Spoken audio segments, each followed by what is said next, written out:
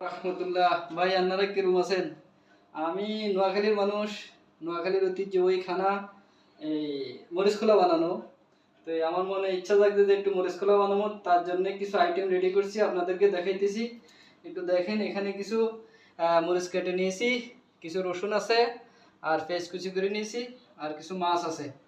এগুলো আমি কিছু মরিচ এবং মশলা রেডি করছি, এগুলোর সাথে মিক্স করে ক্লিন ফুলের মধ্যে রেডি করবো। এখন আমাদের দেশে তো কলা পাতা করে, তো এখানে কলা পাতা নেই ভাই, যে জন্য আমরা ক্লিন করে লইতে বাধ্য হয়েছি। সবশেষে আছে এটার জন্য, গ্রানের জন্য, ভালো হওয়ার জন্য একটু ধনিয়া পাতা। সবকিছু একটু একটু একটু আপনারা ওয়েট করেন, আমি আসলে শর্টকাটেই চেষ্টা করতেছি যে জিনিসটা রেডি করার জন্য, মিক্স করার জন্য।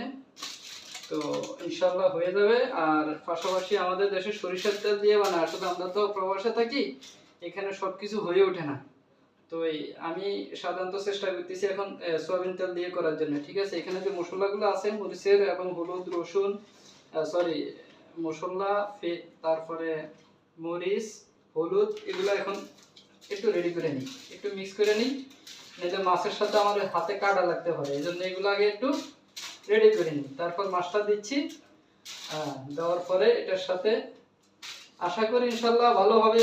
দেখা যাক, আপনারা কমেন্টে জানাবেন কি করা যায়। ইয়াল্লাহ, বিসমিল্লাহির রহমানির রহিম। এখন আমি মাছ সহ দিচ্ছি, সব শেষে একটু তেল দিতে হবে আমাকে। ব্যাস, মনে হচ্ছে সেই স্বাদ।